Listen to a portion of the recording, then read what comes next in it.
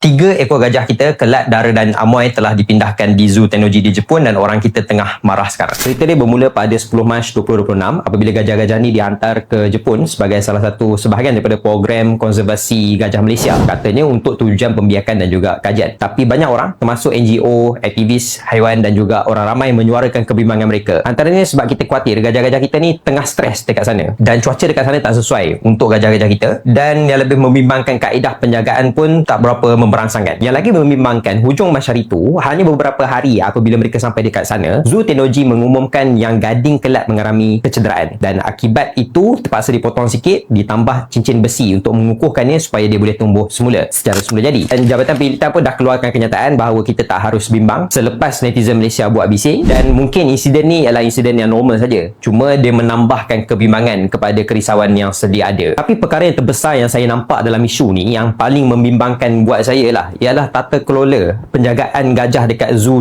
Jepun tu sendiri. Tahun 2017 ada satu laporan yang telah dikeluarkan oleh Dr. Keith Lindsay, yang mana laporan ni bertajuk Solitary Elephants in Japan, yang mengkritik penjagaan gajah-gajah di zoo serata Jepun. Dr. Lindsay mendapati kebanyakan kurungan gajah ni sangatlah kecil dan sangat tidak sesuai untuk mereka sebenarnya, dan mereka ni sering dikurung bersendirian tanpa kumpulan, tanpa rakan-rakan, dan ini menyebabkan mereka jadi murung. Dr. Lindsay berpendapat mencadangkan dalam laporan ni agar zoo dekat Jepun luaskan kawasan kurungan mereka dan juga menempatkan gajah ni bersama kumpulan sosial mereka, tidak berseorangan. Yang lagi menyedihkan, beberapa tahun sebelum laporan ni keluar, Dr. Lindsay dia akan melawat gajah-gajah dekat zoo Jepun tu, dan salah satu gajah yang dilawat ialah Hanako di Inokashira Park Zoo. Dr. Lindsay tengok keadaan dia sangat-sangat tak sihat. Dia dikurung dengan kawasan yang penuh konkrit, tak sama langsung dengan habitat semula jadi dia, dan sorang-sorang sahaja. Itu sangat depressing, tidak ada enrichment yang membolehkan dia gembira dalam kurungan tu, dan keadaan dia sangat-sangat murung. Tahun 2016, setahun sebelum laporan ni keluar, Hanako meninggal dunia. Dan jangan lupa, dekat Tennoji Zoo tu sendiri ada seekor gajah Hiroko meninggal tahun 2018